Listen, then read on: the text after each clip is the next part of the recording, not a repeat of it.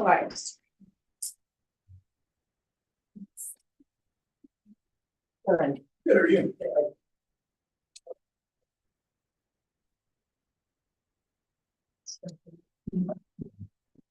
Okay, here we are. All right, Ready to go.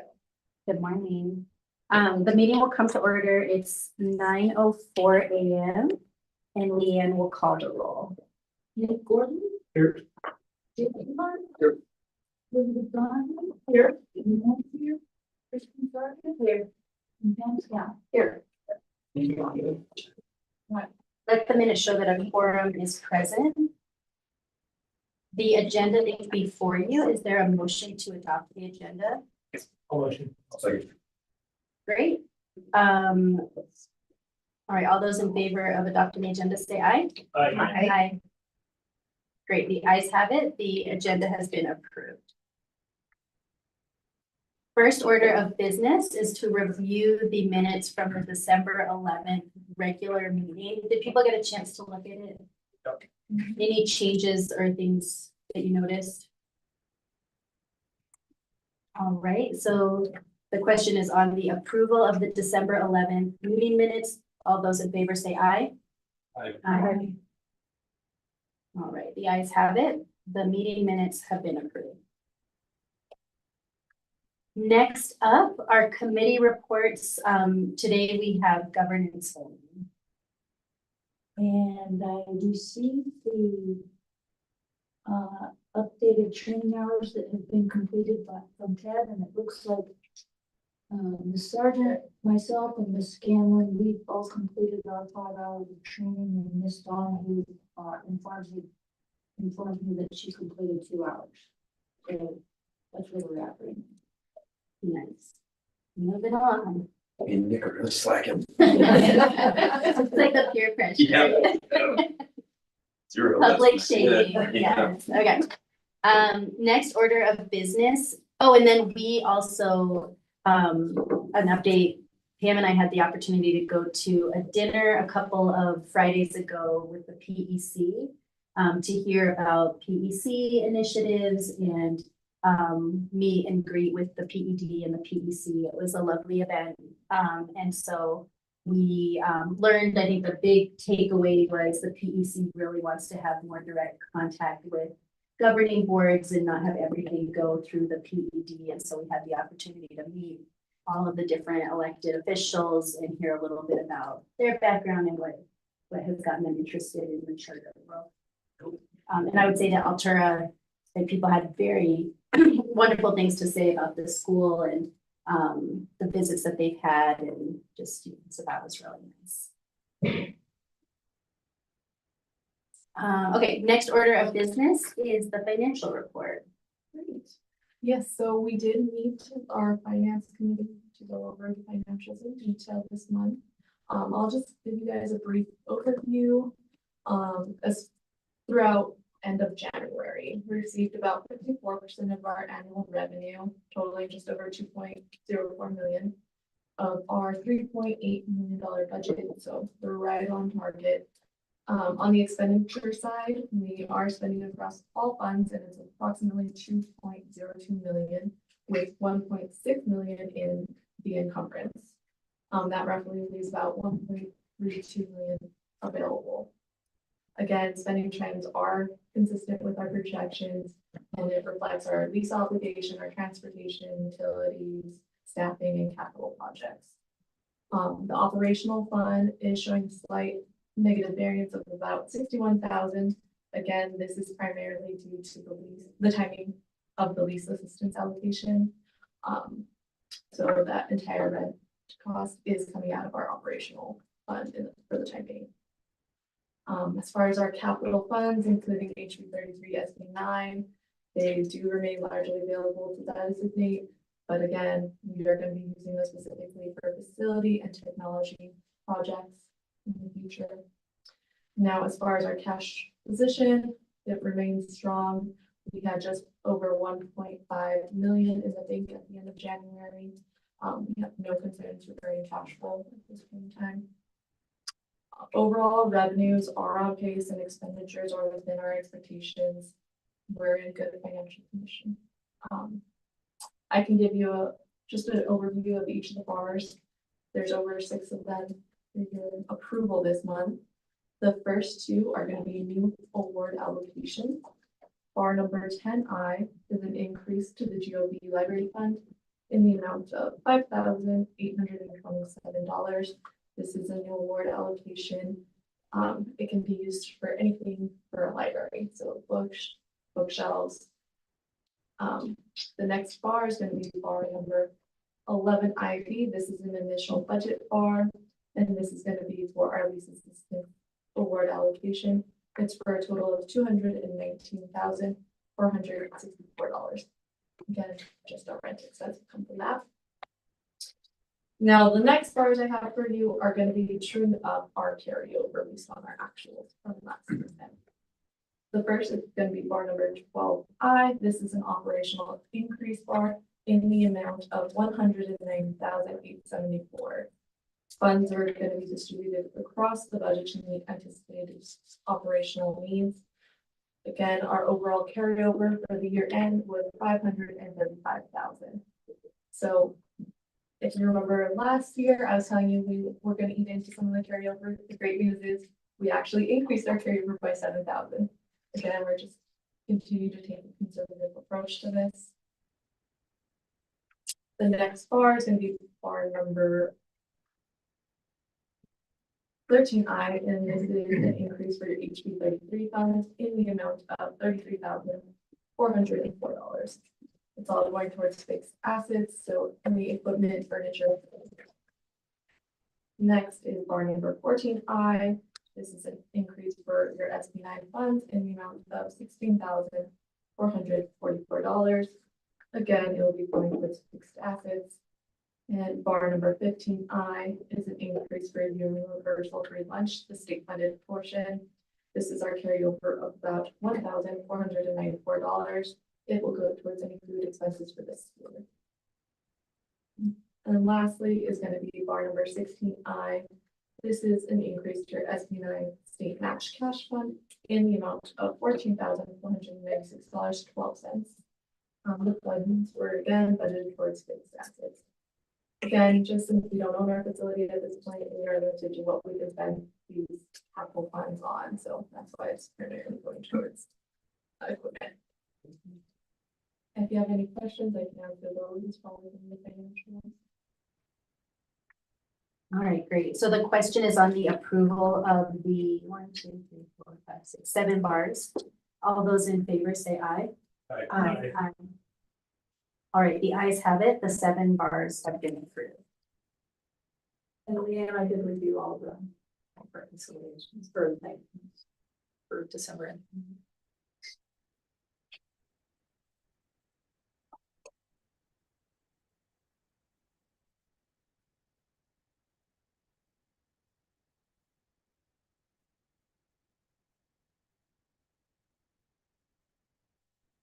You caught up?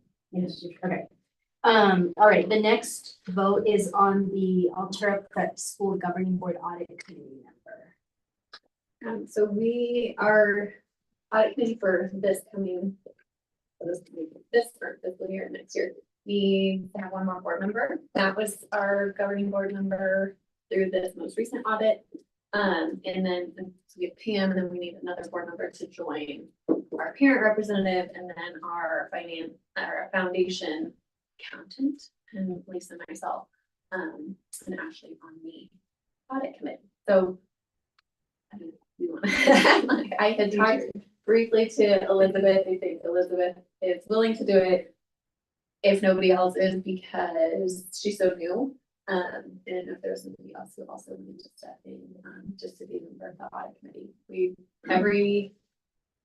When does it start? It's like June, July. We always have like an opening meeting, and that's like 30 minutes, and then via Zoom, it's not in person. And then over the course of the audit, there are 2 other meetings that are about 15 minutes each. It's really not. And It's it's not really very like a process. That's not much of a. Yeah. So we just need 1 board member to be a part of those meetings. It's interesting, but I mean, that's kind of an interesting process. And get your input on how you'd like us to better handle situations that may result in findings. So it's a great part. You guys. Nick, Jake, either of you interested? I think with the baby coming right out. I guess I'm potentially, if you really can't do it, I could probably do it. I think the only issue that I see with to have some diversity between the finance committee and the audit committee, yes, you probably should. Okay. So, Yeah. sorry, Elizabeth. I learned a lot. It's not a huge time suck. No. And you do, and if you can't make it, there's like, yeah. Yeah, it's there's pretty fun. many options and it's a limited time frame sometimes. I never know, you did it. Well, If you can't make a meeting, what happens? And if you have questions, you. Just don't talk about what happens at audit commission. Yeah, well, That's the main audit, that's the main audit, yeah, like when we have board meetings and just audit. Yeah. committees, tell us. You can't say anything until it's been released. happen. And so it's like, you just have to be like, we met, and then at the end, then. we Then get to like make a 8 months later. yeah, so like, the audit has happened, like, Pam has been part of our audit conversations and reviewing our recent audit, and then they actually just published the audit Tuesday. Yeah, And then so it wasn't on our agenda, so we can't talk about it, but Yeah. at the next meeting, we'll be able to talk about our recent. Thank you.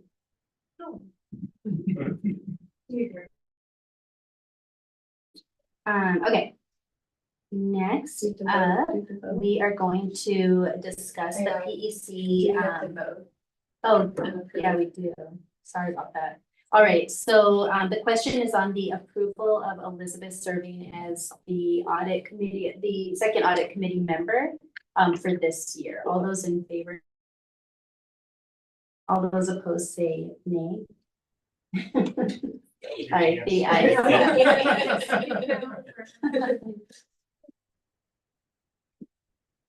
All right, great. So then discuss the PEC governing board requests and updates. So review annual compliance requirements process. And then I already gave the update on the PEC dinner.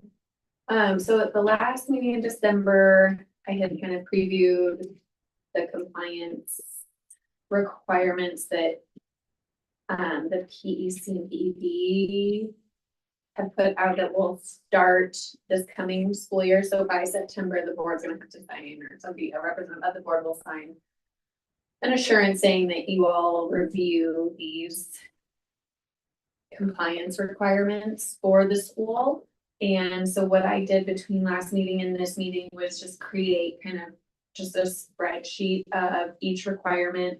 And then linked a Google folder to each kind of area. And then put most of what we have in terms of evidence for that compliance into those folders. And so that all, assuming I'm able to, as we go, I'll keep updating it, or before every meeting, I'll make sure everything is current. And then I also put a timeline. I kind of went through and thought about like what we do throughout the school year, and then put the review kind of around when we do those things. So, for example, like the literacy and attendance plans are usually due in October, November, December, somewhere in there. So I put those months as the time for the board to just review it to ensure compliance. So that it kind of just can trigger that, as we can put it as an action item on the agenda, or we can just kind of have a standing like review compliance indicators on the agenda, if that's helpful.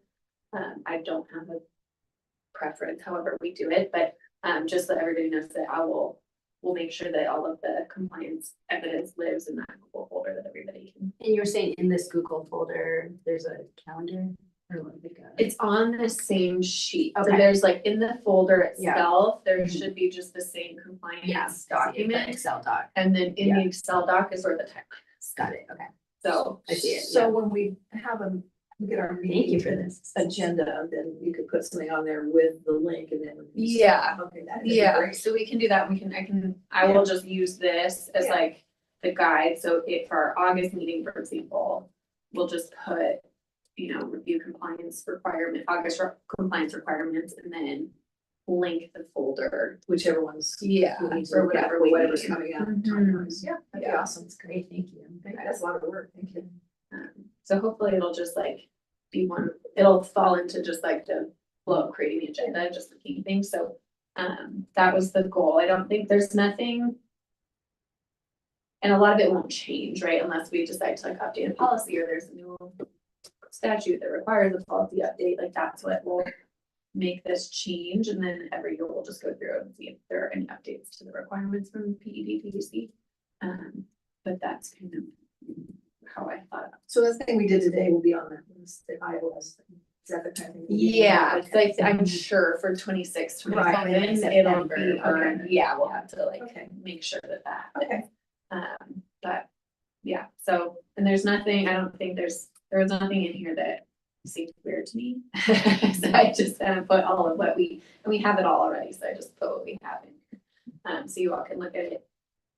When you have free time. It's great. It's light reading. So those are all there, and it links through the PDF too, that I use every week. So that's just where we are with that. Great.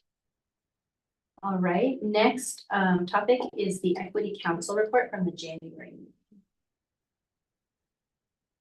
Oh my gosh. I Right, forgot first. that. I had to Oh, do, when okay. Yes. what did we do? Yeah.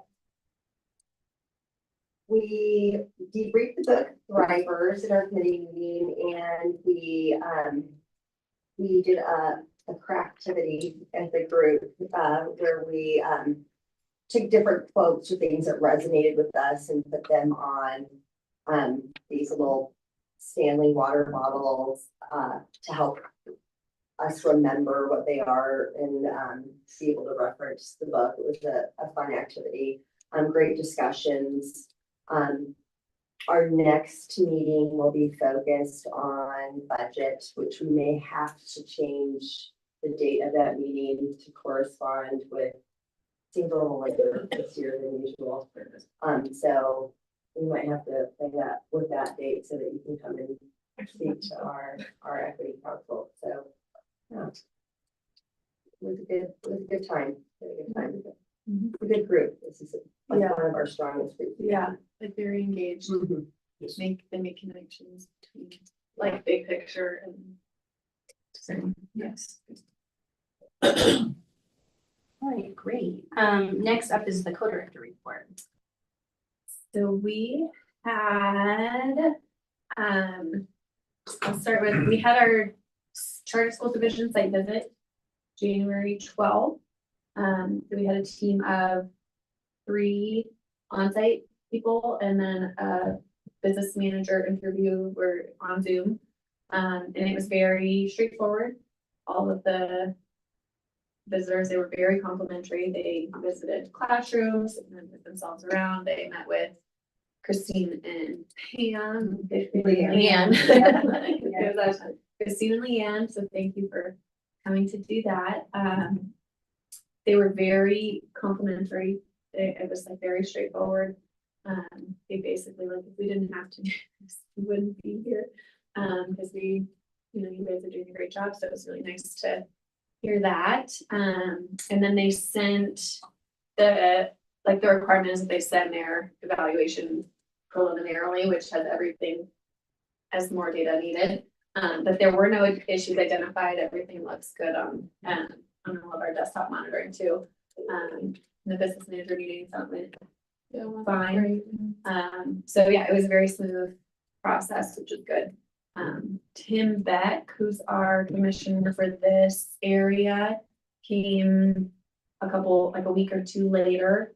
So I met with him for a little bit. He's not running anymore. This is his last term. But he was just wondering how he could be helpful. So if we need anything, he's always a good advocate. So then if there's somebody that would be a good PEC commissioner for this area, that is also something that I think is helpful because they're elected positions. He's been helpful. I think the more helpful people we can get on here, the better.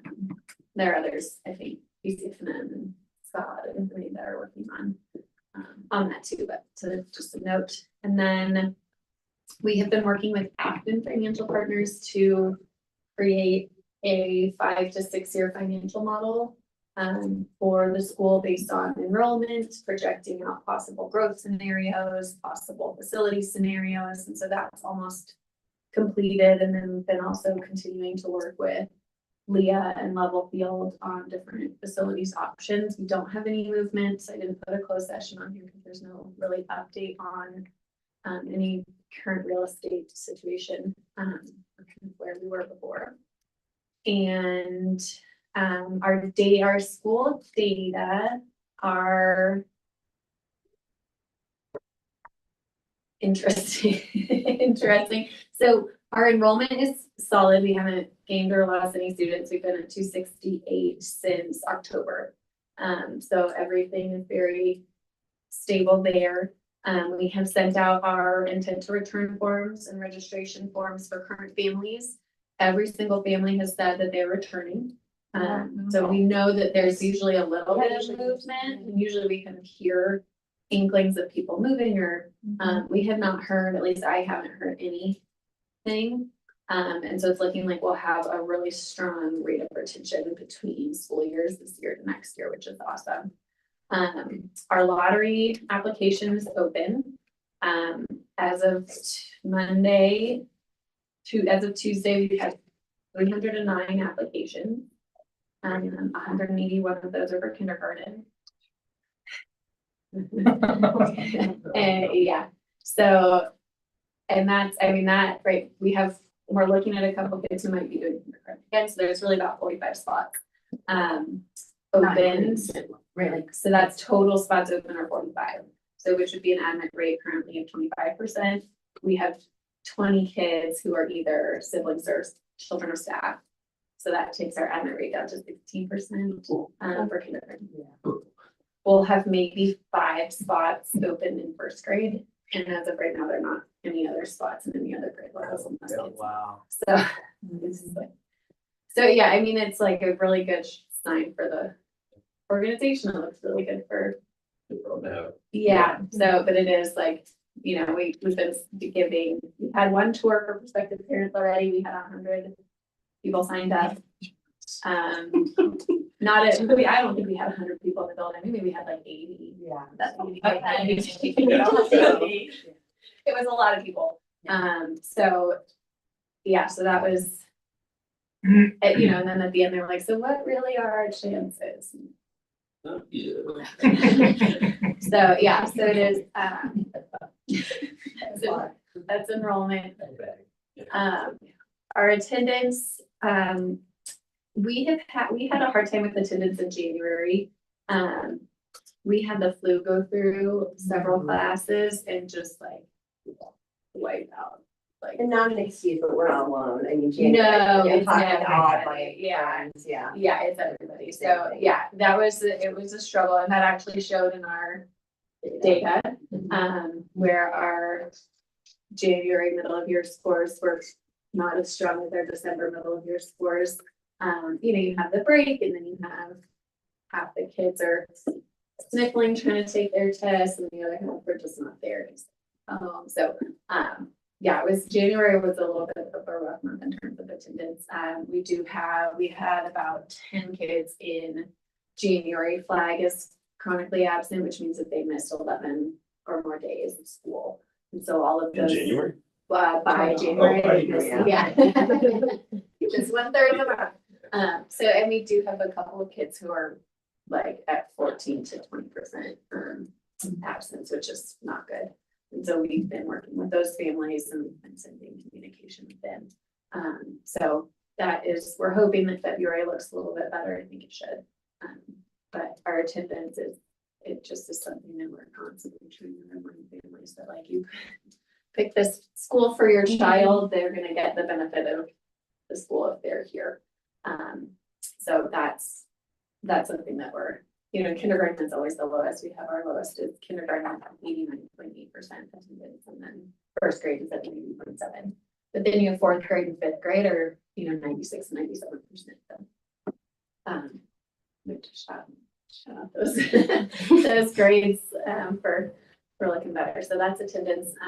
And then our Amira reading data, like I said, in January took a little bit of a hit and in February, actually. We kind of regressed a little bit school-wide. We're still above where we started at the beginning of the year. So at the beginning of the year, 69% of our kids were proficient or advanced in reading. And then December was 83, January was 76, and then February was 75. So we're still up, but we've got a little bit of work to do to make sure that everybody's engaging. But that assessment, I think, is still the one we've been talking about before, where we're not fully confident in the results, that it's not showing, like, we'll do our own assessment and it's showing significantly better outcomes than that. And that's something that we've heard from other schools and other places as well. So Is it working better? Because it was the like real. functionality is that, like, it's It's kids have been able to take the test. Which wasn't the case Right. a couple months in the fall, but yeah, we've also had to just change how we give it. So in the younger grades, we had to change the headphones that they were using because not all the headphones were picking up the sound the right way.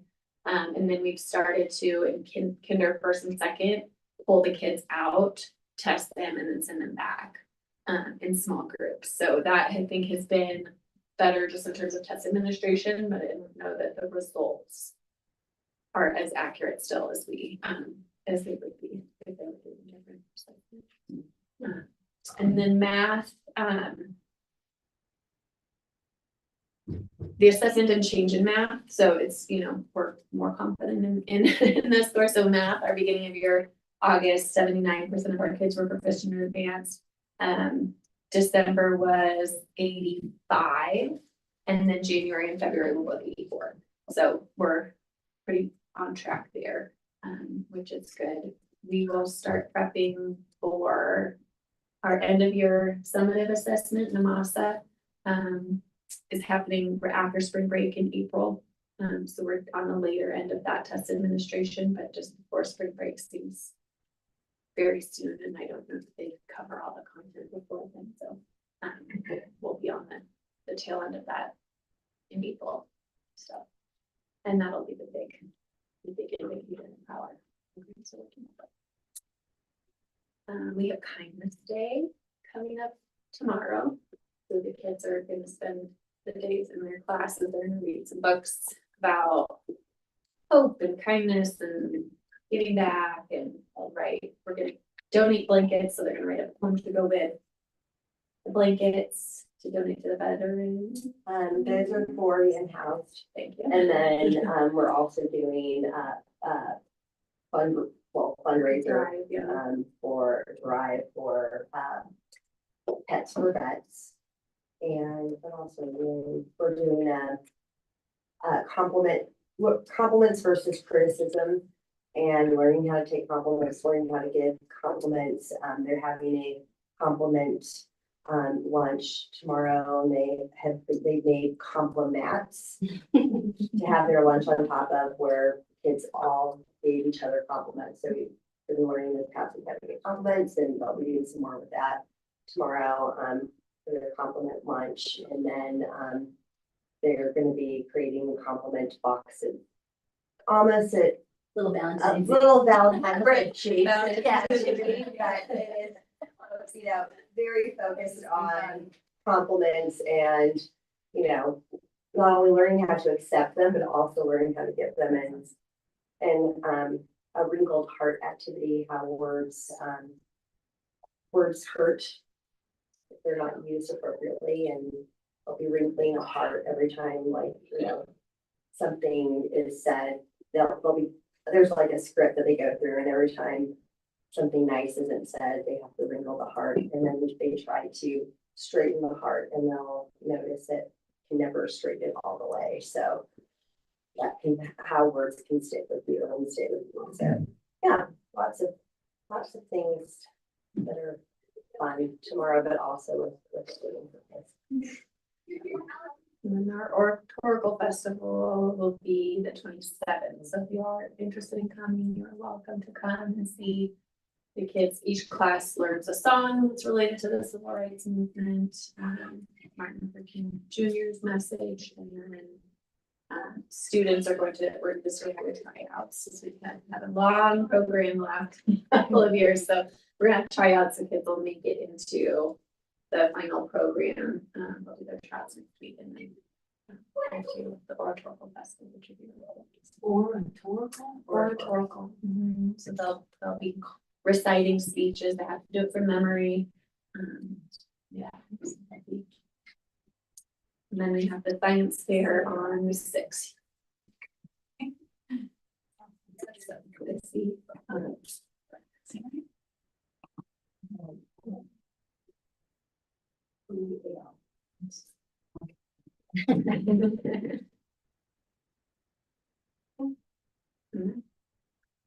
Any other questions? All right, is there a motion to adjourn? I'll motion. I'll second.